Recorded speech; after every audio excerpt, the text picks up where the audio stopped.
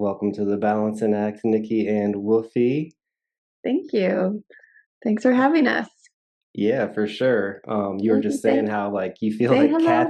cats have a connection to the internet. Yeah. It's like it's bizarre, right? Like we always make jokes about like how people are just on the internet looking at cats, but like I don't know. I feel like when COVID happened, like it really ramped up. Like remember when that lawyer got stuck in the cat video, like in the cat filter at court, like during when they had to do a Zoom Yeah, hearing. yeah.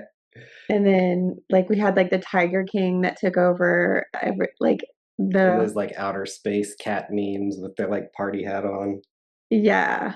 I don't know. It's something really weird. Like cats are connected to the internet. Yeah, I just moved November 1st, so I'm actually getting a couple of kittens. One of my friend's cats is pregnant, so I'm just waiting for the kitties to be born and then I'll have Oh my gosh, how fun. yeah, looking forward to that for sure. So you're Um, getting a couple? Like you yeah, I'm gonna go ahead and get two of them so that they can have a playmate. oh how sweet. Do you have any other pets right now? No, no, I live by myself now. First time I ever.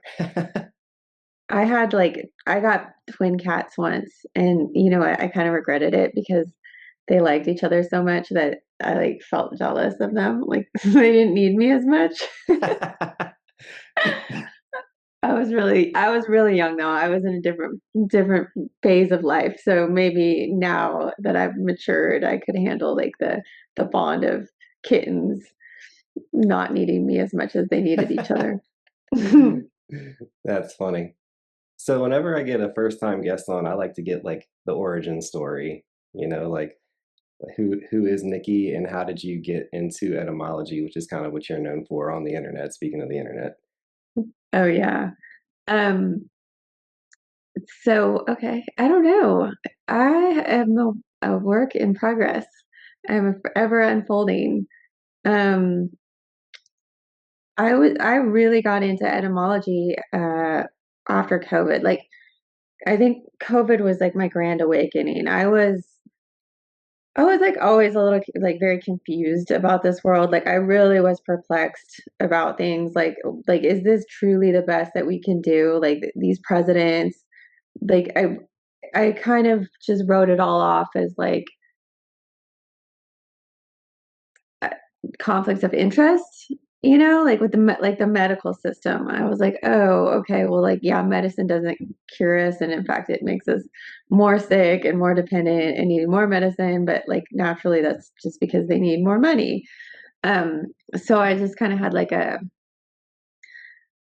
don't know, I would like, I kind of just accepted it for what it was. Like, I wasn't religious in any sense, but like just a corrupt world. Um, But then, like during COVID, it really like I don't know. I couldn't see anything else than like, oh my God, it's fucked by design. Like it is designed to be broken. It couldn't be this bad unless they wanted it to be, right? Like the DMV, the postal office, like every branch of government. Like I don't know. I mean, you don't really know until you're in it, right? Like you don't really know how bad the medical system is until you get like a chronic illness. You don't really know how bad the court system is until you get dragged into court. um you don't really know how like I don't know church until you have a religious experience and go to church and realize like how not helpful it is there a lot of times. Superficial. Yeah. Yeah. Just all the institutions that like we have this idea, we're raised with this propaganda that's like you guys are free, you're in the best country, like look at you're free to do whatever you want. And then like until you actually like get behind the scenes, you don't realize like just how futile all of it is. And like, I think everything, people who get into the entertainment business or and they realize like they can't really sell like sing the songs they wrote or that like they have to go with an agenda. Um where else am I going? I don't know. Anyway, all that to say, who am I? I am a person who has become very frustrated with the world. And in my like I was really freaked out for a long time. Like I like COVID sent me over the edge in terms of like what is reality, what's going on, like how can people not question things. How could people trust anything right now? Yeah. Yeah. Um, and and it felt like such a betrayal because like everybody in my personal life was like seeing things differently than I was. So the only people like I connected with were on the internet um, at that time, and I anyway. So I don't know how it happened. It started happening where I started to see like I guess my algorithm started to feed me with like occult knowledge, like little nuggets of like occult wisdom or occult uh stuff. And so I was like trying to like catch the bad guy, right? I was like, oh, these occultists, like I'm gonna learn what they know so that I can catch them and expose them. And I somehow I don't know what it was. I think like that like is it John 1:1, like that Bible verse, like in the beginning there was the word. That always stayed with me. Like I was always a reader when I was a kid. I can't read now, like to save my life. I might whatever happened to my brain, ADD. It's so hard now. Um, whatever they did to us, I'm gonna blame them. I'm just kidding. Well, our brains are like our attention span is shrinking. There's like studies done on that based, and it's pretty much video is the media now, and that you have light and motion and sound. Like you don't need to use your imagination as much as a book. It's like easier on your brain, but Yeah, at the same time, that ease makes it those muscles atrophy. totally. Like I'm trying to force myself to just like continue reading all the time, but I'll say like it's not easy. It takes me a long time to get through a book. Um, but anyway, I was always kind of like into words, playing with words, word the scramble. I spent like years of my life playing this freaking the scramble game or like the words with friends. Wordle? Did Like, you get into Wordle? That was a oh more yeah, recent one. Wordle. Yeah. I yeah, I mean it must have been like the universe was like prepping me for like my big moment. But yeah, I started to learn about like the language of the birds. Have you heard of that? Mm-mm. It's kind of like a cult language where things are conveyed through like rhymes or riddles or like homophones or puns. It's like a yeah, I Like don't a encryption type thing. yeah, yeah. I mean, even kind of like what Jesus did with the parables and stuff, but Mm. maybe not so much, but like symbolic or metaphoric. Um, I started to just kind of like naturally learn that, I guess. And so yeah, for a while it was like whenever someone would speak, like they would say a word and it would just like light up a little piece of my brain and I'd be like, oh, that word also means that, right? Like there's like double meanings and everything. Or sometimes it's so simple, like it goes back to when we were children, like childhood stuff. Like for instance, the bird flew, right? And we're always like, oh, the bird flew, the bird flew. They're like birds fly, like that's what they do.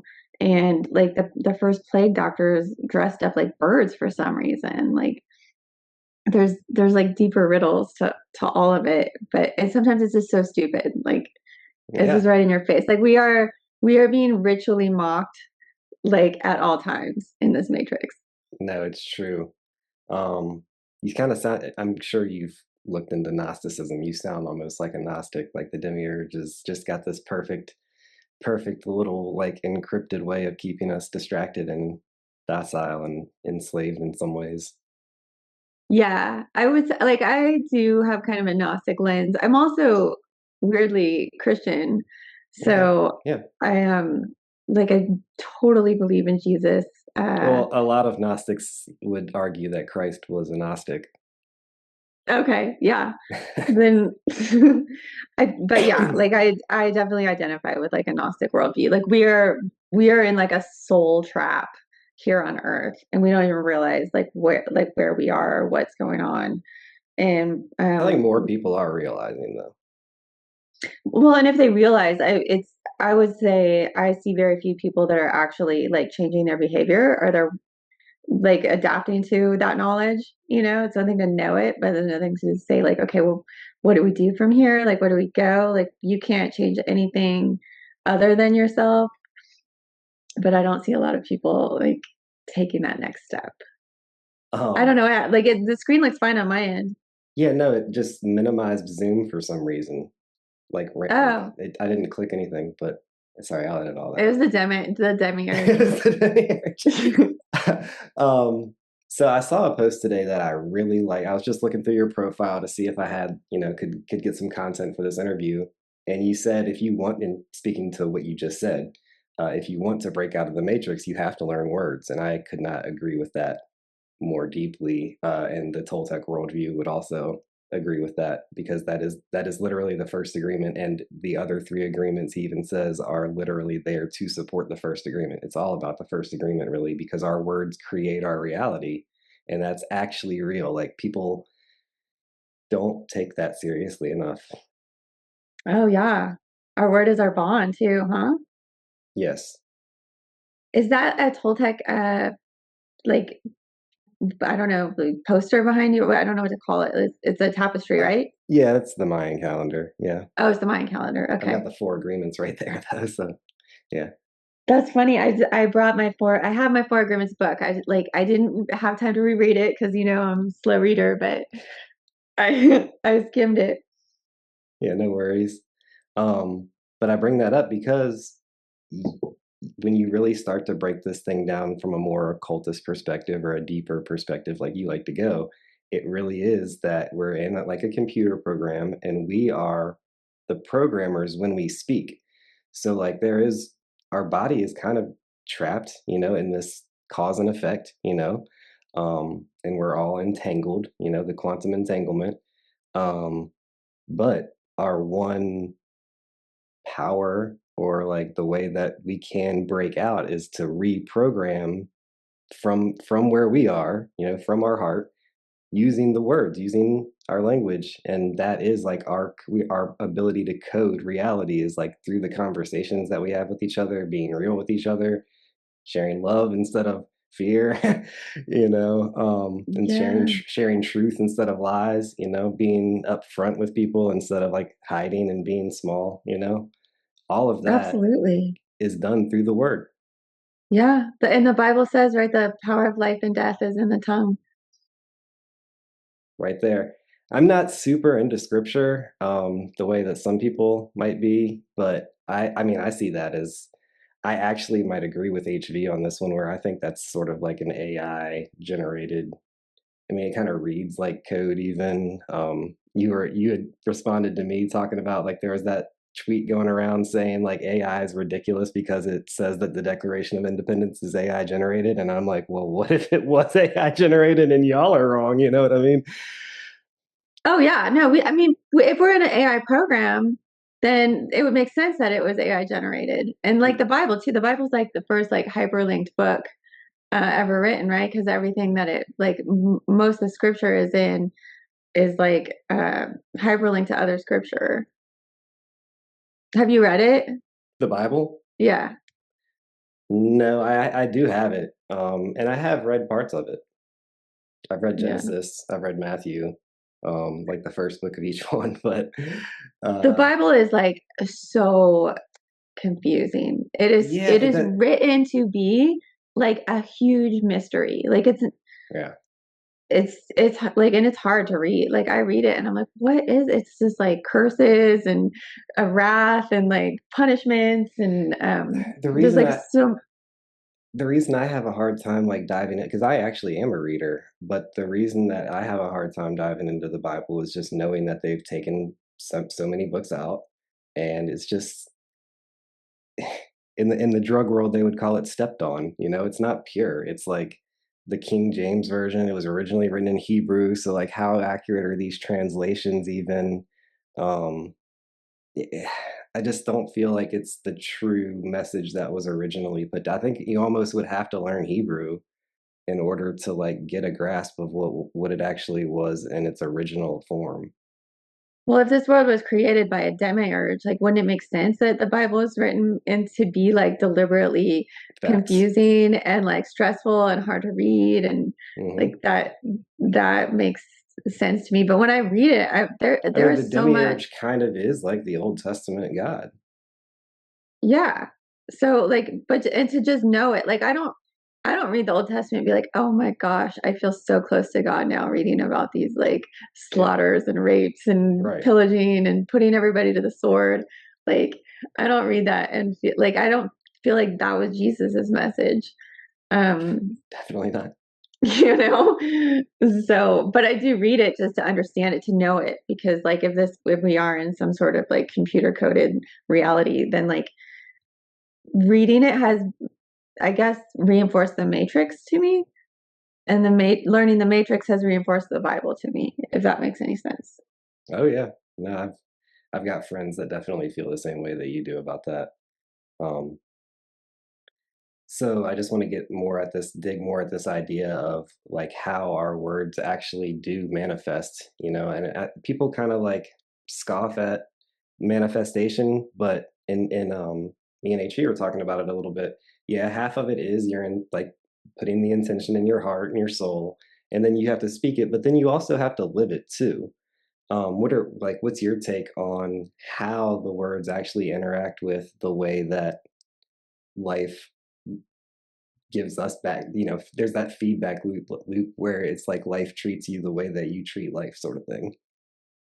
Oh yeah. I mean, we are in a place of hardship. Like we're under Saturn's domain here on Earth, and we are here to like work hard and through struggle become purified, I believe. Like it's not like we're in a hard place. I don't like it. Like I don't want it, but I'm just in terms of like accepting reality. I agree with that, but how do we use our words to get ourselves out of that struggle, aside from just speaking like truth? Yeah, like speaking. So I'll tell you like something that I learned through my coworker. She's the one who introduced me to Christ. Was she taught me the power of spoken prayer, like speaking out, like because we can become conduits for like the angelic beings. Um, and the problem is that not a lot of people do it. Like not a lot of people, if they pray silently, they pray in their head, but it becomes more powerful when it becomes a spoken frequency and a vibration, and it like invites the higher beings I in. think it's your higher selves, though. I don't think it's anything outside of you, really. Like that intention is, again, it's part of the feedback loop. I mean, I guess it is outside of you in a way, but it's connected to you because it's connected to that intention that you're putting out there and those words, that incantations that you're speaking. Mhm. And for me, the prayer is kind of like a double-edged sword, because I see people that pray and they're just praying to something outside of themselves, and not like they don't ever get anywhere with that, versus somebody who's praying with a more aware understanding that they are connected to that divinity, or to that entity that they're praying to, or entities that they're praying to. I mean, I definitely think there are things higher than us out there. Like there are layers or levels, in my opinion. Like having been a person that went through the 12 steps and seeing what happens in those rooms when people rely on themselves as their own higher power, like it's a death sentence. It can kill people. So, but I have witnessed real miracles happen when people rely on a power higher than themselves.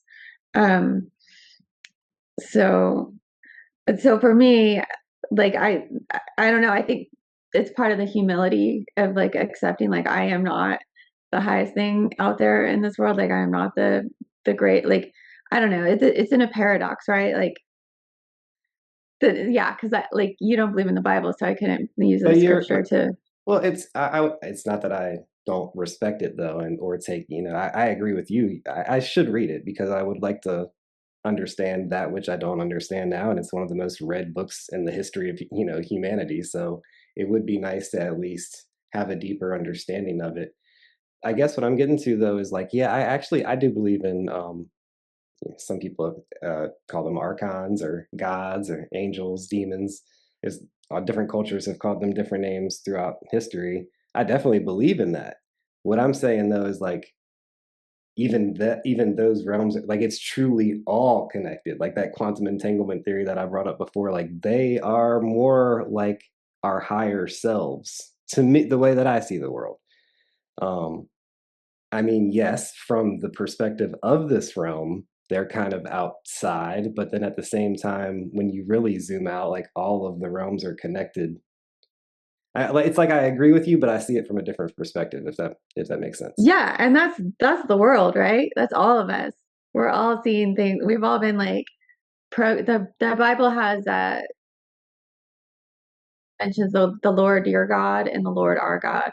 So it kind of insinuates there is like a personal God for everyone, and then like a I don't know, a collective God. I don't know. Yeah, but um No, that's a yeah. paradox because I actually 100% agree, and it doesn't make logical sense, but I feel that.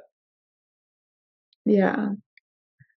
Um so yeah, I guess that I think gratitude and positivity are huge in terms of like being thankful.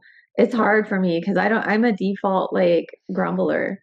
I that is something like I wish I could afford some sort of like positivity coach to just like brainwash me into like always being grateful and thankful because I should be. I like when I know like where I am, right? Like if you accept that you're in some sort of like purgatorial hell realm and you're in a place where like people are being like slaughtered or they're freezing outside in the streets or they're starving, like we're in a terrible like this world is all sorts of horrific things going on. And I'm like, okay, I have a bed, I have a pillow, like I'm warm, I'm not cold. Like there are so many things to be grateful for. But I have to put it in that perspective because I put it in like I tend to put it in the perspective of like, well, it could be better. Like, Yeah, I mean, it's tough when you see that the demiurge has, or with those I would say forces that are kind of rooted in lies. I think evil is really just a result of believing in lies. I actually think it really is that simple. But the demiurge is like a living, higher being, but lesser god. You know what I mean? mhm, I actually do like and agree with a lot of Gnostic perspectives. But I also, when you talk about gratitude, the way that I'm able to connect to that is to just see beyond the demiurge and like connect to that more, the God that I call love, the creator of all all of that, like demiurge's mother and all those other angels above her, and like the one, the unity is what I pray to. And to me, like not being grateful for just breathing for this experience is almost like an insult to the highest creator, which I call love. Some people call it God, some people call it whatever, but I think love is the word that, in far as English goes, and this is just my opinion, obviously, but I think that word is the one that resonates most accurately with what it is, even though it is beyond any word or any mhm. symbol. That's the one that I feel comes closest to hitting the bullseye. Yeah. So you pray to love. Absolutely. Yeah. Okay, and But you I consider am that a but I part of am but you. I am love. Exactly. Yeah, yeah, yeah. And so is everybody though. And I Yeah. think like the confusion and like believing lies about yourself is the only way to like lose sight of that. And don't get me wrong, it fucking happens to me all the time still, because the level of brainwashing in this realm is incredible. They're literally spraying like aluminum and barium and stuff on us. Like it is wild. I feel like we're what's fumigated, like we're just little insects to them sometimes. We gotta fumigate. You gotta take some of them Yeah. out, make them It's sick so they can make our hospitals more profitable. it's yeah, it's surreal. It's so weird. Where what part of the country are you in? I'm in Central Virginia, Richmond, actually. Okay. What Yeah. about you? I'm in Texas. Okay. Yeah. It's a weird thing. Like just like, right, just looking up and seeing all the like lines in the sky and then have asking like, well, what about that? And people are like, oh, that's just Contrails. contrails or whatever. And you're like, no. They admitted to geoengineering in 2016. We are almost 10 years into them admitting it. Like, what level of brainwashing are we at for people to still be in denial? Well, and I saw a picture of my grandpa from like the 90s, and I don't know that we were like programmed to look or whatever, but there was like a huge like there was a huge chemtrail behind him Hmm. in the Hmm. picture, and I was like, Yeah. oh my gosh, wow, this has been going on like my whole Uh, life. yeah, no, they've definitely ramped it up post 9/11, but I do remember seeing them on occasion in the 90s. You know, I was born in 89, so I have a memory of them and thinking what kind of cloud makes a straight line like that, you know? I wasn't even thinking about I don't know, I guess I was just too innocent to think that they would, like, spray stuff on us back then, you know? But Yeah, it's surreal. But in terms of like speaking and changing your reality, like have you ever tried to like cloud bust or whatever with the chemtrails? no, no. Those are a good one to practice on. Those ones are a good one to like use your voice and like declare over the sky that it be cleaned and cleared. And like I've done it a couple times where I look away and like 30 minutes later, the sky will be like puffy clouds again. It's really weird. It's cool. Try it. I'm definitely going to. Um, so I actually you had shown up on my feed, I guess, just because we're into the similar topics, or you know, the algorithm just kind of put your work on my timeline back in 21, 22.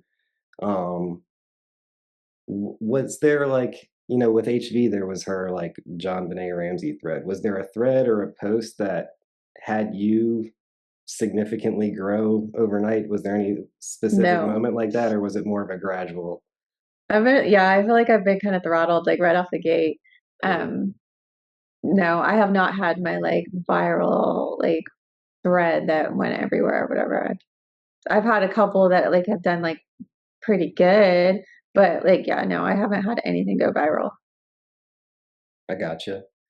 Um, I want to get more into the etymology and the connection to how we operate as programmers in this matrix. Um, so you started, I guess you would say your awakening sort of ramped up after COVID, or did it just, was that the moment where you just, the light bulb switched, or was it kind of coming on up to COVID, or was it more of a light switch? So like COVID was the thing that like lit a fire under my ass because COVID was a stage of, and I wasn't like at first I was just afraid, and then I was like so infuriated with like the deception and the corruption the and like traumatized. Like I got traumatized by all that Pizzagate stuff. Like my algorithm was showing me horrific material. Um, like, like yeah, truly trauma. Like if it was like a mind control programming, like a trauma based mind control programming, like it worked on me. Like I was absolutely traumatized, and like the fact that we live in this world where like people just go along with shit. Like I mean, before this, like before COVID, we had like the Clintons, right? Like your chances of suicide went up by like 10,000% if you had any sort of business dealings with the Clintons, and we just accepted that as like, oh, no, that's nothing. Um, and then with the Jeffrey Epstein, like who I don't know what's what with Jeffrey Epstein, but like the fact that we have as a society just like collectively accepted the base facts that there's some sort of like sketchy human trafficker that has been protected by every high institution in the entire country and all the like politicians and celebrities, right? Like if that is the case, like that everybody has just like collectively accepted that as like, well, that's just the way the world works. Um, so that was weird.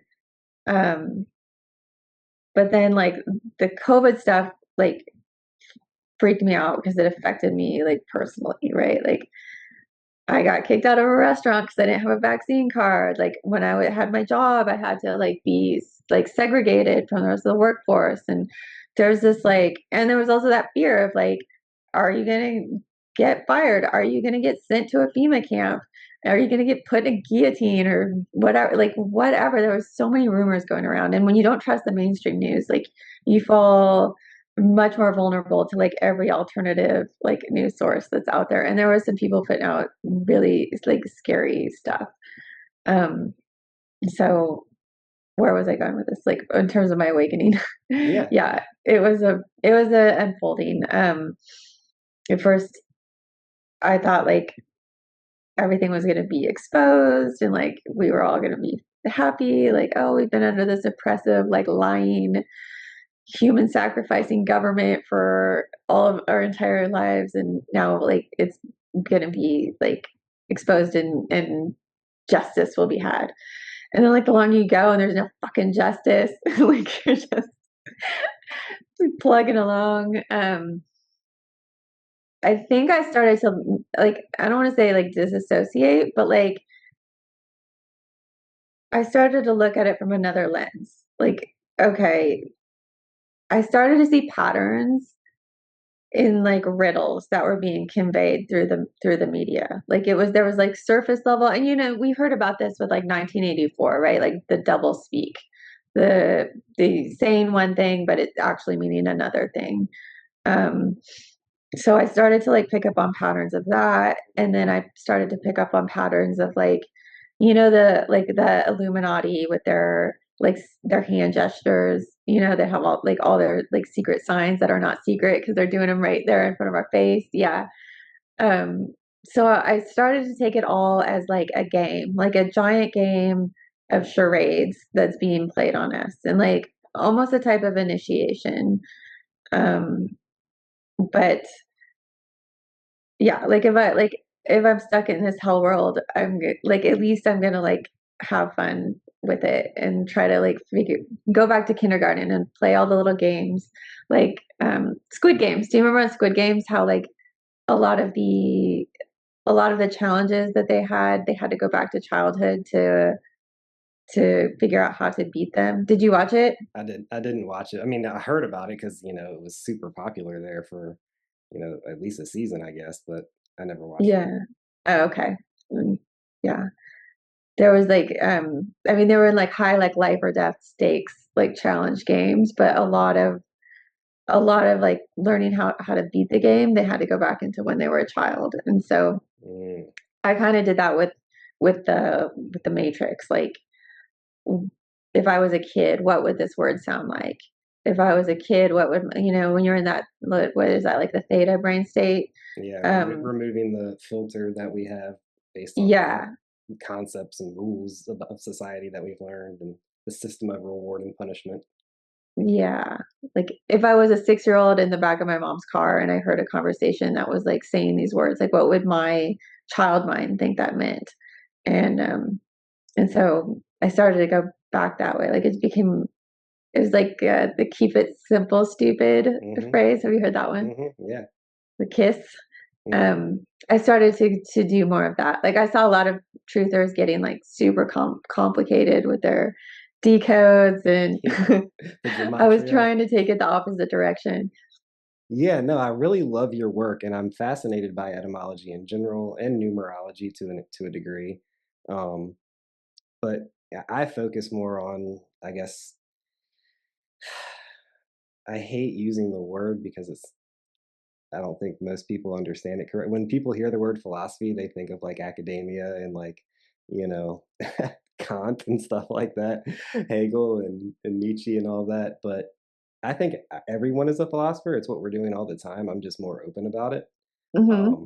And like, although I have a degree in philosophy, like I don't think that You do? yeah, yeah, that's what my degree's in, but I don't see it just means that I've, like, studied other people's thoughts, like, I don't even agree with most of them, you know? I mean, I guess it's like your concept of you still wanna read the Bible, like, parts of the Bible that you don't believe in just to, like, have an understanding in this spiritual battle that we're kinda like know thy enemy sort of, concept, um, but as far as etymology, that your deep dives, like your research, I'm really fascinated by, and I appreciate that you do your best to keep it simple because some of it can come off as convoluted, um, especially to the uninitiated, right? um, but I love it because it's not where my focus is, but it still aligns with exactly how I do my best to interact with the world, which is to be impeccable with my word, to uplift others. Like I have a like very, very, very high level of self-love. So the balance one of the balancing acts in my life is to like not overdo that and like veer into the area of arrogance or conceitedness. And so for me, it's a matter of like trying to uplift everyone. I want everyone to love themselves to the level that I love myself. It's more of a confidence thing than a cockiness or an arrogance thing. But at the same time, I'm never gonna allow someone else's judgment of oh, he's narcissistic or he's that or that. It's like that's your perception, and like I'm not gonna even tell you you're wrong about that, but you could be happy too, and you could love life too, and you could love yourself too, and this is how. Like just be clear with your words. It's so simple that it's impossible for people that have all that static and distortion going on in their brain to even see. How long have you had this? Like, how did that come about? Because I feel like that's not a natural thing that we're born in this world with like an abundance of self-love. So I will say my dad was like a really good dad for 12 years anyway. He went off the rails a little bit once he felt like he had gotten me to a point where I was self-sufficient, you know. And he was always proud of me and he always told me how much he loved me, but he didn't love himself. So he like, just got into too much into drugs and alcohol. But in 2008, Christmas of 2008, so basically the start of 2009, my grandma was sick and um, she just asked my aunt to like buy Christmas presents for her because she couldn't go shopping or anything. And she was like dying and they didn't want to spend much of her money. So my aunt was like, can you think of something like relatively inexpensive that you would want? And one of my friends had told me about the Four Agreements. He was like, you really got to check this book out. You would really enjoy it. And I had just switched from economics, business, accounting double major to a philosophy major. So quite the shifting of gears. Yeah. um, and so I opened that book on Christmas of 2008, and like the rest of my family's like doing their little social gathering, everybody's having their cocktail and whatever, and I'm like in the corner, just absorbed in this book. Just like I read the whole thing right there, like front, like cover to. I started reading it and I didn't put it down, Oh my gosh. and it is magic to me. Every single word is impeccable. He used every single word clearly and like conscientiously, and it's like it's so short, but like the most profound wisdom doesn't work. It's not complicated. It's exactly what you're talking about. It's keep it simple, you know. And yeah, so I've just pretty much been on that path since then. And that book helped you just love yourself? Well, I truly fell in love with the book. So then, about a couple years later, the Fifth Agreement came out. But even before that, I bought The Voice of Knowledge, Beyond Fear. So the Four Agreements is really like an introductory book to the Toltec, but it is the one that I harp on because it's, I think, the most easily digestible for for the uninitiated, so to speak. Hmm. Um, but that one is called A Practical Guide to Personal Freedom, and The Voice of Knowledge is a practical guide to inner peace, which I would say that one was even more transformative. But I've talked, because I'm so passionate about all of this stuff. I've talked to a lot of people over the years about, like I said, beginning of 2009, so 16 years now, and I've quickly realized that not everyone is ready for inner peace. Um, Personal freedom is a little easier for people to get for whatever reason. I think inner peace maybe just like deeper, or like realer, rawer, kind of gets at the core a little bit more. And then there's also the mastery of love, which is a practical guide to the art of relationship. Which that one really does get at the heart of what we're talking about, which is self love. Because every relationship starts with you. So if you're not in love with yourself, there's no way you can love anybody else because you can't give people what you don't have. Yeah. Which our model of relationships in this society is like literally the opposite of that. It's all conditional love. I'll love you if you do this for me. Um, so That's awesome. And did that help you with your relationships? Well, no. Well, yes and no. Um, yes and no, because ultimately I love myself more, but like people that aren't ready for that, they're almost like intimidated or they're like almost offended, honestly. Like they don't like that I'm less controllable to them, if that makes sense. Like my mother, for example. Like if I love myself, then she can't guilt me into doing things that she wants me to do. You know what I mean? Because I'm going to say no, and it's not out of not loving you, it's out of loving myself, and I don't have the energy for that right now. Just an Mm. example, you know what I mean? Like part of loving yourself is saying no when you want to say no and saying yes when you want to say yes. And a lot of times people will use whatever sort of manipulation technique. My mom's favorite was guilt, but like there's other ones too, you know. There's plenty of different manipulation techniques that people use to get people to do what they want instead of just like getting them to like openly agree to it and being open and honest about what they're asking for. Are you an only child? I am, yeah, yeah. Oh, okay. Why do you ask? Just wondering. Yeah. Um, is there ever a time when you think it's like if we're all quantumly connected, that there's an element of like self-sacrifice that would be self-serving to you in a sense? Like if you're helping another person, then you're also helping yourself? If I'm aligned with that, yeah, yeah, absolutely. Okay. But I mean, sacrifice in what sense? Because I think that's a double-edged sword as well. Like, I'm not going to sacrifice my authenticity. No. No, not your authenticity, but just like, I mean, I guess it seems like everything in this world requires a sacrifice, like everything worthwhile in any way. Like there's some sacrifice. You like nothing comes for free in this matrix. So it's a matter of give and take. Oh yeah, certainly. Yeah. Yeah, but you can only give what you have. Yeah. I agree with it. It's give and take, but you can only give what you have. And when it comes to emotions, like especially love, which is like the emotion, like even hate is like just a super distorted form of love. That's like love is what all of it is. Um, Mm. so on an emotional level, it really does all start with you. Like, and I get that some people want like resist that, but at the end of the day, like you live with yourself. You don't live with anybody. I mean, you might physically live in the same household as somebody else, but if you walk outside the house or go up the street, like you're not living with that person in that moment. You're living with yourself in every moment of every day, and Hmm. you can only give what you have. So emotionally, you have to be.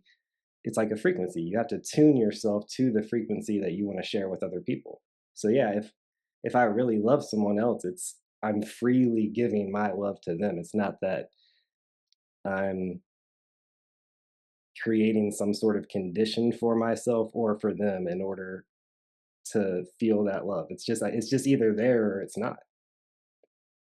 And for me, it's always there because I love myself. So I can love people that I think there's grades of love too. Like romantic love, I think romance and love get misconstrued a lot too. Like love is just honoring your authenticity, honoring like how what you truly feel. And you can when you feel hate, like that's real. I'm not saying that that's not real. People feel that sometimes, but why they feel that, like what beliefs are they harboring that make them feel that way? Because it's your choice to react to anything. Nobody can make you feel anything. They can try, but Yeah. you can't control the action always, but you can always control your reaction. Yeah. That's like all we can control, right? Yeah. How we respond. That's the last sentence of the four agreements. Like we might not be able to control the destiny of the human, but we have a choice to resist our destiny or to enjoy it. Yeah. I would see that. Like the character on what was that movie? It was like a concentration camp movie. Beautiful Life. Did you ever see Mm, that one? hmm, yeah. When he's like in his circumstances and he chooses to just kind of like make it beautiful despite what, Yeah, what he's that's a going through. beautiful example, actually. That's a Yeah. perfect example. So I mean, yeah, um, the so you're I guess let me ask this: do you have any favorite words? That's a good question. I don't know. If I did, I guess it would like come to the top of my head, right? So what about the word balance? What comes to your etymologically? Oh, balance. Mhm. Um, okay, Different word. so I would think about where we are, because I think of things from a biblical lens, right? Mhm. So like if we're born into sin, we're born into a karmic debt, and that would be like balancing the scales of our deeds. Um, yeah, balance is a lot of things. It's like being in this world, but not being of this world. Um, knowing like when to speak your truth and knowing when to just like shut the fuck up, like for peace's sake, right? Like knowing when, um, yeah, like life is definitely a balance. It's a hard one. That like work life balance, that's brutal. Um, but I mean, I would love to hear your interpretation of balance since it's your that's your name of your podcast, right? Yeah, the balancing act. When I think of balance, I think of a lot of different things like night and day, um, dark and light, cold and hot. Um, but it's also like we are both like ethereal and material. Yeah, So even like on a self level, like our very existence is a balancing act. absolutely. Yeah. Yeah, I think I think that's what I meant when like in the world of the world. Hmm. I think that's the same thing. You just said it in a different words. See, Yeah. So one thing that you said there, though. So what about the word sin? I feel like a lot of people get really triggered by the word sin. Hmm. Like they don't like immediately they shut it down. They're like that's not real. That's like subjective. Um, but in terms of like decoding words and like what they mean different things, right? Like to Well, me, it's the decoding same. that word itself. Huh? Decoding that word itself. Yeah, it means like a shortcoming, right? So the Toltec define it as going against yourself. They don't believe in original sin, but they do like literally be impeccable with your word means to use your word without sin. And then when they break the word sin down, they say that that's going against yourself. So be impeccable with your word. It literally just means to not using the word to go against yourself, which is what we have the habit of doing. Like that's what gossip is like bringing others down. It's the crabs in a bucket. Like I always think of crabs in a bucket. That's what our society is. We're crabs in a bucket. They see a crab about to get out the bucket, and they're like, "Nope, come back down here." Um, yeah, we do feel I have noticed especially in these last couple years, like when I first got on Twitter, I would like like battle with people verbally. I would want to murder them like verbally. And I would try. And as I started to like mature in my spirituality, I've done I it too. I've done it too. even now, like I get tempted, but I like now I'm like, okay, do you like this is your energy? What are you gonna do with it? Right. And my karma comes back at me so fast now that I like it's out of a fear of like the Lord or whatever that I don't do the things that I used to do because I'm if like sometimes I'm like, oh, you know what, God's gonna understand. I just have to like tear this person down real quick because they have it coming, and then I'll do it and I'll like go walk away from, and like trip over my shoe and like it's just, like so immediate that I'm like, okay, like definitely didn't need to do that. Like but I also like don't feel good now. Like I actually try not to cuss as much. I used to cuss so much more. But even that I'm noticing like curse words. I think there's something to that cursing um that comes back on us. But so I've been trying to be much more careful about like not doing it. I know I've already like swore a couple times on this show. No, no, I actually I have my own opinion about that. I don't think we should use curse words like uh what's the word, like flippantly, but conscientiously, I'm all about it. Like Mm, at the right time, in the right moment to emphasize something properly. Like I think like a curse can is it's another double edged sword. Like you can curse something for like for good reason, like for loving reasons. You know, you're cursing a lie. That's not a bad thing, really. You know. yeah, it can add a little touch of impact when it's used correctly. I'm trying not to I'm trying not to be like so ugly with it or use it all the time because like now that I talk on, not now, but like when I talk on the phone to my daughter and she's cussing every other word, I'm like, oh, this does not sound good. Where did you learn this? Like, Yeah.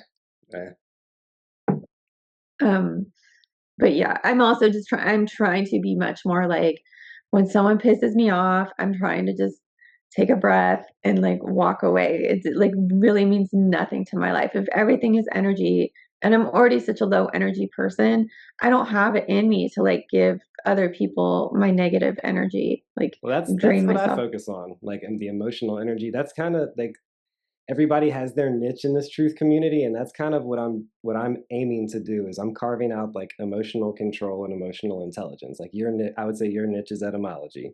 um Dr. Luke is super into like biblical studies, that Carl Jung, Oh uh yeah. He's good with the that. golden bough. Yeah, yeah, like I love touching on anything, especially anything that kind of aligns with what I'm about. But I'm starting to realize that I can't just be a jack of all trades, and I need to master something. And the Toltec is already I'm already very well Mm. versed and well read in Yeah, it. you've already got your master's degree in that. Right. And I think what they're getting at, the words that I guess there is one chapter where it's called Emotions Are Real. And I think it's chapter 7 of Voice of Knowledge. But that's really the only place where he really speaks the language of like emotional control and emotional intelligence, although all of his work is really revolving around that. He doesn't really use like the psychological or scientific language necessarily. um, but yeah, I mean, that controlling your emotional reaction, like understanding how to basically control your energy, like to literally be aware of like the dial. Like if you can have control over your emotional like radio dial, like that's pretty awesome. I can't say I have it all the time, but like when I'm in like in awareness, I feel that. And Yeah. that's really where we want to be, is emotional control, because like emotions are real. They're a frequency. Yeah. Like people talk about Wi-Fi and all this other stuff, and they talk about mental health. Like that's emotional health. They don't want to talk about emotions. They're scared to talk about emotions, but like that's connected to spiritualism, your mental health, like all of it, even your body. Like uh, that's another thing that at least traditional Christianity. I'm not making the assumption that you believe this, but a lot of religion, not just Christianity, has a rejection of the body, and I like very much disagree with that. Like I think our body is a spiritual vessel, both the material and the force, the empty space of the atoms, so to speak. Um, so yeah, I mean, all of that energy, like the physical, the mental, emotional, our chakras, all of that is real. And I don't understand this. I don't like. I'm a skeptic too when it comes to anything that I've never, flat Earth. I'm starting to be less skeptical, but I was definitely like pretty skeptical. But at the same time, I'm not the type of skeptic to just scoff at anything. Like I'm gonna look into it before I truly reject it. Hmm. Um, and I don't know where I'm at with that. I'm not gonna not gonna give I believe this or that. I think we're truly in a simulation. Um, I don't know that Earth is flat or round. I mean, who I think we could just be in like a the firmament is real. I don't know what it is, but there's something going on there. There's a reason why the rainbow bends. Um, anyways, I'm kind of just Yeah, no. rambling a little bit now, I but think I'm with you on that. Like I don't know. And I'm like I'm okay with not knowing that. Like I will never know. Like there will never be a way for me to like but figure it out. how can we be skeptical about emotions? We all feel them, and yet people act like they're like they almost just tune out whenever people start talking about emotional intelligence or emotional control. It's like our consciousness is connected to our emotional being, our emotional body, as the Toltecs call it. Our mental health is connected. Like the physical health of our body is connected to our emotional state. Like, why aren't we more interested in learning how to control our emotions? I don't get that. Yeah, it takes a like a maturity and aware it takes work. A lot of people it takes a lot of practice to recognize, to name your emotions, to understand what you're feeling, and then to be able to like have you ever read David Hawkins, any of his work? No, but I follow Ben Joseph Stewart. Have you ever heard that name? He's Mm-mm, kind of an OG. He's a little older. He's a filmmaker though, and he Esoteric Agenda. Have you ever heard of that documentary? mm-mm. Okay, that's probably his most famous one, but the one that I liked the most is called Cymatica, which he made as a result of watching Zeitgeist while on a psychedelic, and he felt like it was an amazing documentary, but that he needed to take all of that and give more of a spiritual angle on it. So Okay. that led to Cymatica. But he has mentioned David Hawkins. I know that name from him, so he's definitely mentioned his research before. Okay, yeah, I think you would really resonate with his work. He wrote something called Power versus Force. He assigned a frequency to every emotion. Um, and so like shame, I think is one of the like lowest frequency emotions. And it ranges all the way to like gratitude is the highest frequency emotion. And I think Jesus like embodied that too, because Jesus always gave thanks like before eating or anything. He was like that was something that he demonstrated. But yeah, David Hawkins also wrote a book called The Power of Letting Go, and that has been like profoundly uh, inspirational book for me on just like there's a whole process to doing it, but it's about like recognizing your emotion, like why am I, in this moment I'm feeling rejected, I'm feeling alone, I'm feeling hurt, I'm feeling sad, I'm feeling ashamed, or whatever it is, like in that moment, like recognizing what you're feeling it, not Yes, that's because your feelings are meant to be felt. yeah, that's so much of our energy is spent avoiding Repressing emotions. feeling our emotions. Yeah. The victim represses, the warrior refrains. And that's what I meant by like cursing in the right moment. Like you refrain until the right moment to say, you're fucking up or whatever it is that you want to say, that it might be a curse, but you're telling somebody because they're living a lie or because they're not loving themselves. You can kind of like curse them into doing it almost, you know? I don't think it's the most effective way or the best way all the time, but that's why I emphasize the timing aspect of that, because you do have to refrain. I don't think we can just spout off cursing people. Um, but Yeah. Yeah. sometimes That's the balance of like learning when to speak and learning when to just stay silent for peace's sake. Um, exactly. and so, like there is a huge value to that. There's a huge value to just being quiet sometimes. And like, even if you have a thought or whatever, like it doesn't always need to be like shared with everybody. Um, but yeah, back to the feelings. That's like feeling your because we numb ourselves. So many of us have become addicts because we don't want to feel our feelings. We don't, and we also don't want to feel our physical pain. We have these physical bodies that, and emotional pain becomes physical pain because it can, and it's emotions are just like energy in motion, and when it becomes blocked in the body, it can cause a disease and manifest in all sorts of different ways. But so yeah, David Hawkins taught about how to recognize the emotion, name the emotion, feel the feeling fully. Like not, if it's a grief, if you lost someone that you love or whatever it is, just like absolutely allow yourself to feel, to cry, to like cry and cry and cry until there's no more tears, until they've all run dry. And then, And then you can live in the um, moment instead of yeah, holding all that in. yeah, and then surrender it. Just give it up. I feel it and now I give it up. And then Yep. like it's so freeing. It's impossible to give it up if you haven't felt it though. Like that's Yeah, key, you know? yeah. So just like feel your feelings and then let them flow and then let them go. And like I remember one time because I am a very kind of like stoic person naturally. It's hard to get me to get emotional. Um, but I remember one time I got my feelings hurt in like 2021, maybe. It's so long ago now. It's crazy to say. But like I called someone and I just started crying.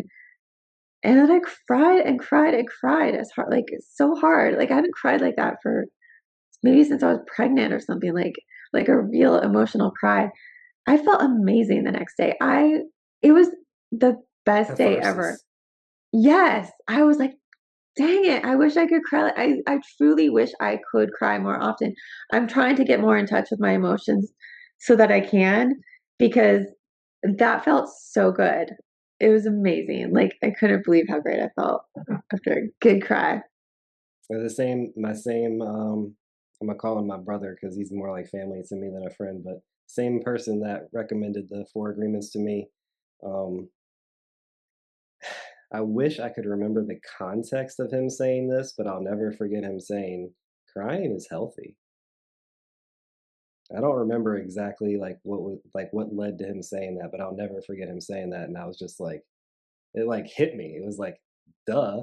You know what I mean? Like if you're feeling sadness, like grief to the level where you want to cry, but you're holding it back, that's like stagnant emotion that you're trapping in your body and causing all sorts of imbalance. Just speaking of balancing, like repressed emotions is the quickest way to imbalance your body, your mind, your spirit. Like you gotta let it out.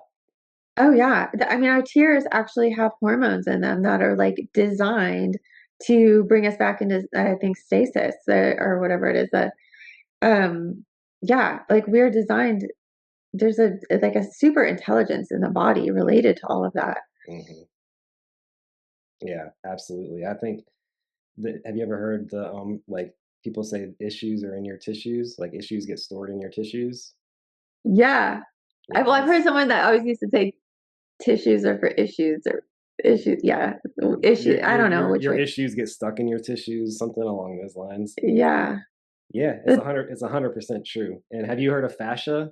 It's kind of like a newer thing. I mean, yeah, it's yeah, been yeah. around. The study of fascia has been around, but it's It's becoming more like the netting that like holds our muscular system together. nervous system, muscular system, skin. Yeah, yeah, yeah. Yeah, and like that's I think that's where the convergence of like our spiritual essence and our material essence, like the fascia is that balancing act. Like that's where the plasma in our body is merging with the material and the force that we kind of our willpower, the spiritual aspect of us, whatever you want to call Mm. that. um and yeah, I think our fascia is, like you were talking about, super intelligent, and it feels our emotions. And whenever we repress an emotion, it kind of like knots up instead of like being open and allowing the energy to flow freely. It's kind of like a beaver dam almost. And like that's where people get knots in their shoulders or Oh yeah. whatever. That's what that is. That's, I mean, I'm not a doctor, but that's what that is. Yeah, totally. I remember I was having years ago I was working with someone who was like going through a divorce and I was very much involved in like their proceedings and stuff. Mm, And it was so stressful to me that I literally was having to go get massages for myself because I was getting such intense like knots in my back. It was mm, like I was almost a little resentful because it was costing me a lot of money, right? Like massages aren't cheap. And I was mhm, having to do it not in terms of like pleasure, but like because I was in so much pain that I needed to like pay someone to get these knots out of my back. mm. Yeah, I'm a big believer in massage therapy though. I actually had my massage therapist on an episode. I don't remember exactly what number it was. It was in the 50s or 60s, but uh, having a good massage therapist, it's like having a good mechanic. Like there's certain things you want quality and like people that aren't going to overcharge you Yeah. and do the work well. You know, that's like amazing. Oh my God. I wish I could afford massages. Yeah. Yeah, for sure. So I still want to keep digging at this because I feel like I'm missing a piece, even though I am relatively well versed in like understanding the how our words and like these we're spell casting all the time, word magic. I do understand that, but you're like a when I read your post, I'm like she's really dialed into this niche of this whole truth seeking mission that I think a lot of us are on. Um, what do you think about the phenomenon of speaking in tongues? What do you think that is? And like it happens to people um, in all sorts of different delirious states, or it happens to people when they get super dehydrated sometimes, when they're under certain influences of certain drugs, psychedelics, or like other hard drugs. Like I've heard of all different cases of just kind of strange phenomena where people will speak in what seems to be some sort of language, but it's not, uh, comprehensible to the average person in today's world. What do you make of that phenomena? That's a good question. I haven't put a lot of thought into tongues, but I have heard of people like channeling light language or whatever. I do believe that we are all conduits for higher and lower forces, like external. What I don't know if they're external, they're connected to us or whatever, but I do believe we are conduits, and I see it all the time. Like you see it all the time with like negative entities, right? When you see them like hijacking someone's vessel and getting in their emotions or the way they're behaving. Um, but I like it could just be some sort of like frequency that needed to be released over the area that that person was inhabiting or whatever. And so, Mm. so I don't know, this some sort of metaphysical stuff that's beyond my pay grade, but I think it could have like a legitimacy to it. You think it's kind of like a calibration of sorts, Yeah, that would be a good way to put it. recalibration? Hmm. Yeah. What do you think? Yeah, I think that makes the most sense. It's like some sort of they've reached a point where they've kind of lost control of their conscious mind, and they are being used by some other force, an archon, benevolent or malevolent, um, to to either recalibrate into a more balanced state or to calibrate into a less balanced state, depending on the intention of that entity. Um, but yeah, I think that's what it is. They're kind of like I was talking about, like the emotional dial, like that. Really, we want to control ourselves. I think they've lost control of that, and something else has gotten control to the extent that they can actually program them to speak something that will actually create a spell for better or worse. I'm not necessarily saying it's always bad, um, but yeah, I think there's definitely something to that for sure. Huh. I've never spoken in tongues. It'd be cool. I know someone who has though. I know someone that told me they were like, I don't know what like they were like, I don't know what happened to me. Like I was sitting in traffic and then something just came over me. And this like I did this thing. And so like yeah, I mean I know obviously that it happens way more than that, but that was one experience I had with someone that I know personally that like told me about it. Yeah, that's one experience I've never had personally either, but I do have a friend who, on one of his psychedelic journeys, started speaking in tongue, and it's still. I mean, I wasn't there for it, but we've talked about it, and I think his mind is still blown by that experience. Just by the way he tells the story. Yeah. Uh, it would surprise me if you have not heard of cymatics, but I should ask before I ask my next question. Have you heard of cymatics? Yeah, that like that's what like the what is it? Like geometric like patterns that come through via sound. Yeah, so they'll put like sand on a like frequency board, and they can turn the knob, and like the more complex the frequency, the more complex the form of the crystal or geometric shape. Um, and a lot. Ben Stewart was the first one I've heard, but I've heard from a lot of different researchers in this field that English is actually like a complete reversal of natural cymatic um, formation, I guess. Like the natural, like so Sanskrit um, will like raise. I think they've done the experiments that they were doing with candles, and like the candle's intensity actually rises with like Sanskrit and certain like Hebrew and certain ancient languages. Is that Like the spoken language or the written language? Spoken? spoken, yeah, because it's all about the frequency that they're putting out. So Yeah. the idea, and I'm vaguely remembering all of this. So if somebody wants to correct me, please do. But um, basically, these more ancient languages have a more natural cymatic effect. So like when you speak those languages, more beautiful crystals form if you were to like put those languages on a frequency board, right? You're Mm. gonna see more symmetrical, like more beautiful patterns, whereas English is literally like they have flipped it. It's almost like perfectly horrible. Like the cymatics creates the most disfigured, most imbalanced, like um, just erratic uh, forms and Ah, that shapes. would make sense. And that's kind of like what with the hertz, right? I know there's that Mhm. controversy between like the 432 hertz and the 440 hertz for standard. Um, Musical pitch, yeah, yeah. yeah, Uh-huh. yeah, that would make a lot of sense. Um, yeah, I've heard that Hebrew is like a actually a magical language. It wouldn't surprise me. Yeah, because I think there's also something too about Hebrew being written right to left, where our brains are always reading left to right, and just how that affects the different sides of our brain. Because our right side is the creative side.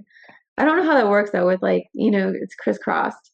Like we're so mixed up. We are so mixed up. There are hemispheres and our rights and our lefts and our brains and our eyes and Yeah. we are scrambled. We are scrambled down here. Have you ever heard of the America is the true old world? Have you heard of this theory? I've seen theories about that. Because the reason I thought of it is you mentioned Hebrew, and there are um, even the term mound builders is a little bit derogatory because there's like proof that these people were super intelligent. So like the term mound builders is kind of like they were just building mounds, but these things are like hundreds of acres and like perfectly angled and perfectly aligned with certain like celestial like equinoxes and stuff. Like some of the largest pyramids in the world are found in Ohio and like the Missouri River Valley. Yeah, that's And this so stuff weird. is super ancient, like 50,000 years old, not 10,000 or 12,000 years old, like like ancient Egypt. Um, but yeah, they have, and this information is very suppressed. But I would recommend checking out a channel. I think his name is Cameron James Wilson, but he has two YouTube channels, and the one where he talks about America is the old world.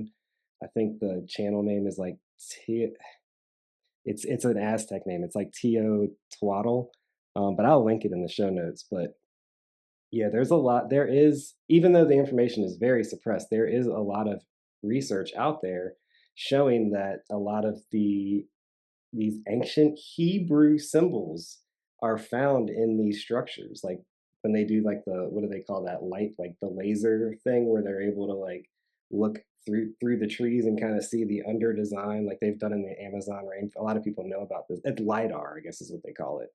But they've done LIDAR in these ancient spots in America. And there are like these Hebrew symbols embedded in the structures. It's pretty In wild. America? Yeah, so I mean, I think that the reason I even got off on this tangent is when you mentioned Hebrew being a magical language. Like, I think the true Hebrews were like a giant. They were actually giants as well. And that's why like the step pyramid at Teotihuacan has these giant steps because those were actually steps made for them. And then you have like our steps that we've carved into there, like probably laser or 3D printed masterpiece for us to be able to walk up. Yeah.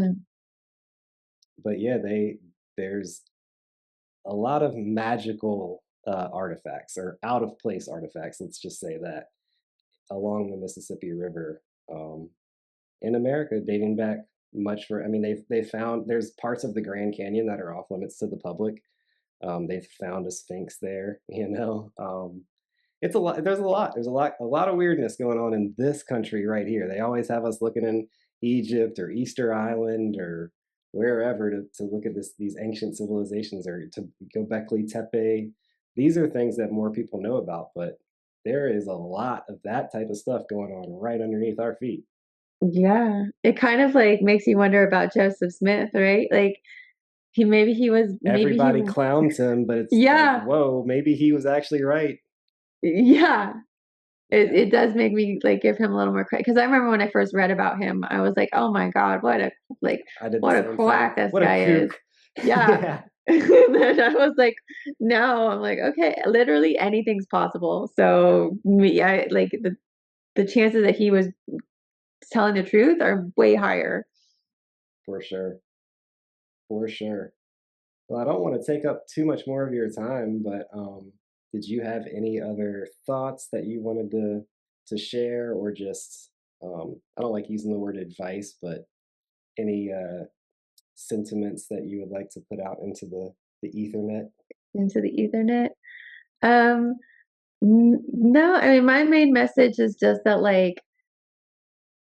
no one's gonna save us but ourselves. Like, we have to rise above, like, come whatever challenges we have. Like, we weren't what is that saying? Like, you're not responsible for your trauma, but you're responsible for healing. Um, so just yeah, that like, this world is interacting with us.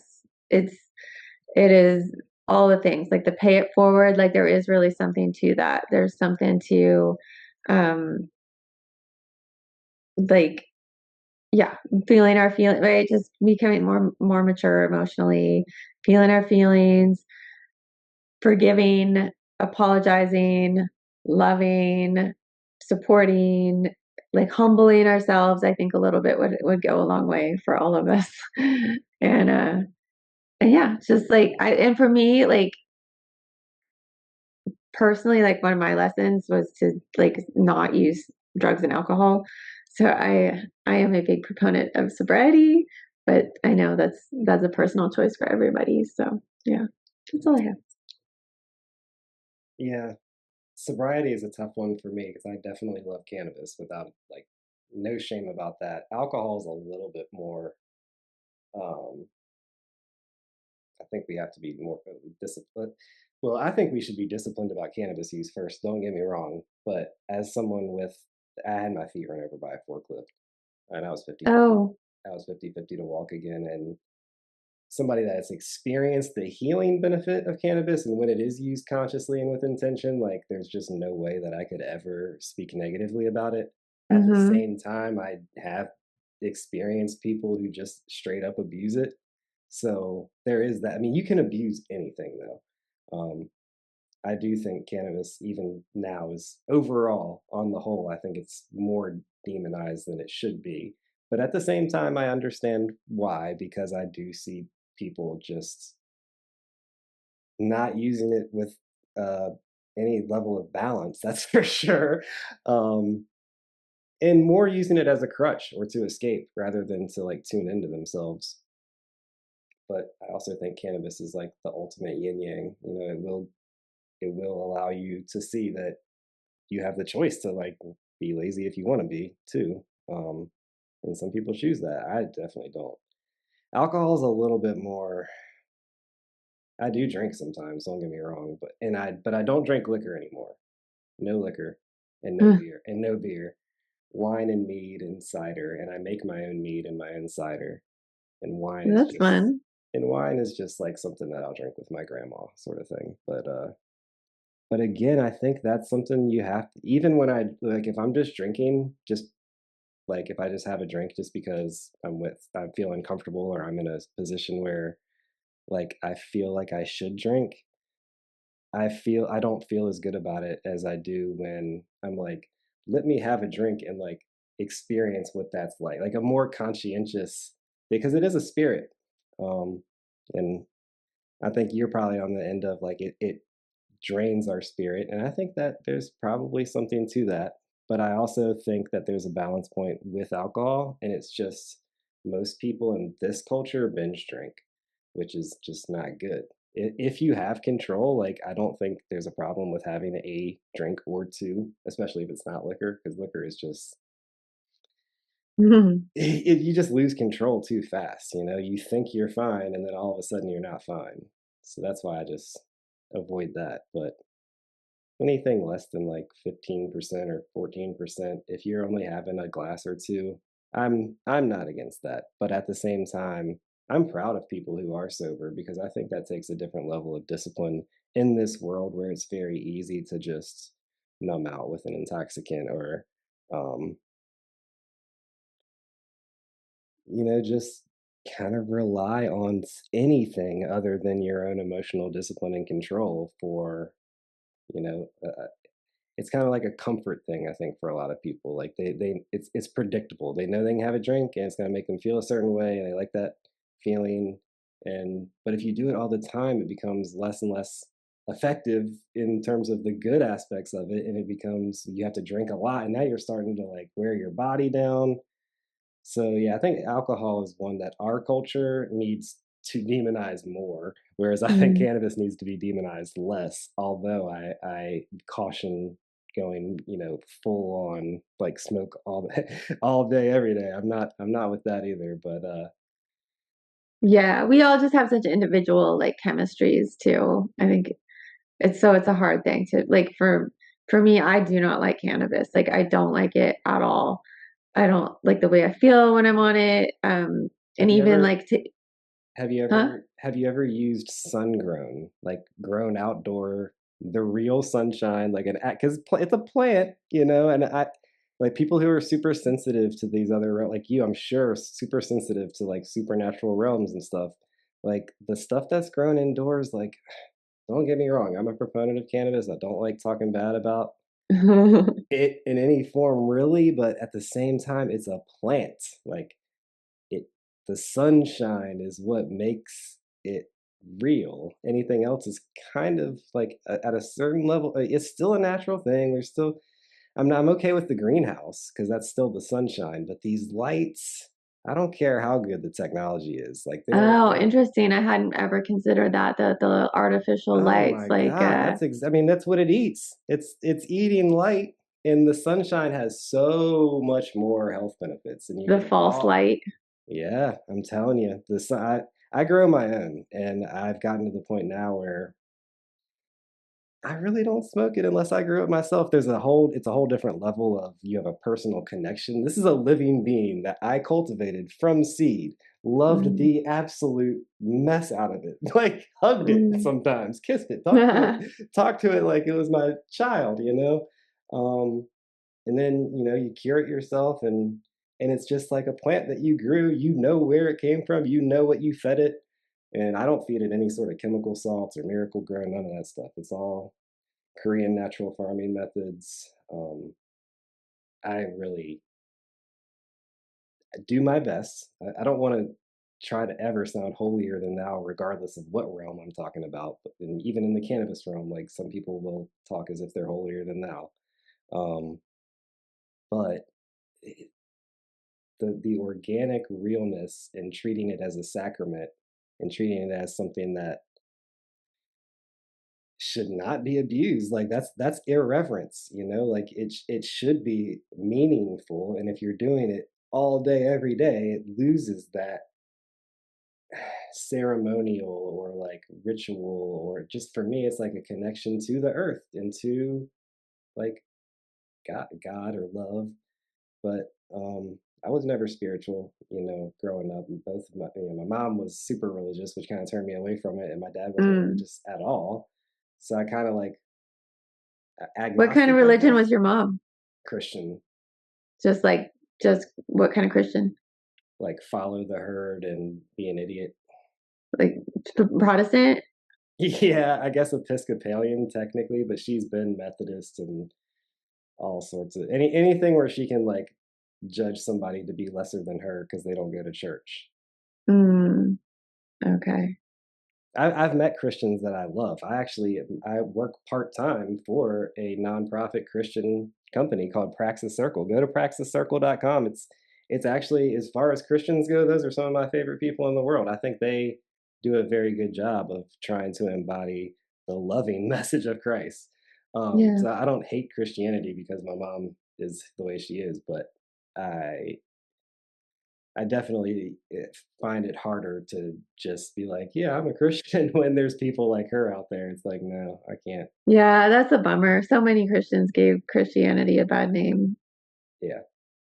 When I mean, I don't know. I don't want to get into politics too much, but I'm not a fan of Donald Trump. I'm not a fan of like evangelical Christian like popularism. Like, there's just a lot of hypocrisy in that. And people like Dr. Luke, yeah, that's a Christian I can get behind. Like, he seems like he's really dialing into like what's the real meaning behind all of this, and Yeah. that's I can get behind that. Like, I have a feeling you're like that as well.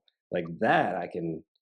I'm I'm vibing with that, so to speak. You know what I mean? But yeah, I just find it hard to identify as a Christian for sure, considering my own experience with some people in my life. Yeah, they make it so kind of cringy, huh? Yeah, yeah. I'm sorry. But I think there's a lot of good Christians out there. That's undoubted. That's I've experienced that too. So I think it's just like any other group. If you generalize a large group of people, there's gonna be good people and bad people in that group. It's just any group of people. It's just Yeah, seems like that's just how it is. that's fair. Well, any closing thoughts, Nikki? Nope, I just wanted to thank you so much for having me on your show. What number am I? 101. Oh my gosh, 101. Yep, That's a cool number. absolutely. And people can find you on Twitter. You're Nicole Wordsmith or Anna Nicole Wordsmith on Twitter. Do you have Yeah. work anywhere else? No, that's I've been thinking about trying to make a channel, but all this lack of energy, lack of time. Yeah, so right Like now a I'm just Discord? no, like I was thinking about maybe doing like a YouTube channel or something, but I have not at this point, and I don't know when I'm gonna get the time and energy to do such a thing. So one day, but yeah, for now, if anyone wants to find me, I'm on Twitter. If you want to break down words, probably just do a word search in my search bar, and I most likely have dug into it at some point. Yeah, I'm really fascinated by your work and I really appreciate it. And I appreciate you coming on and taking the time to have this wonderful conversation. Yeah, this was awesome. Thank you so much. Thank you. Have a great night. Okay, you too. Bye, Wolfie. Bye. and, Hmm. and leaving right as we leave. Yeah, he knew. That's perfect. Later. Good night. Do you believe in repenting? What if the kingdom of heaven's within you? Do you think you would enter, huh? What do you know, huh? How do you know truth? From the pit of your soul or just cause somebody told you? Do you think about what you think about? Do you see yourself in the people that you hang around? Keep quiet, let me think aloud. Listen up, wanna break it down and question your perceptions. I'ma break it down and question your perceptions. Do you ever question your perceptions? Do you ever question it? Oh yeah. What if your money was worthless? Then would you know what your worth is and reconsider living with a purpose? How would you determine what work is? Are you seeking what's easy to purchase, or is it deeper than what's on the surface? Do you question your perceptions? Ever so is real, huh? It ain't your politicians, nor your status. All of that is fiction, so it's real, huh? It ain't your entertainment, nor the industry. I heard it's filled with fake shit. And I need truth over everything. Yeah. I need truth above all else. 'Cause I need truth over everything. Yeah, give me the truth, give me the truth, give me the truth, yeah.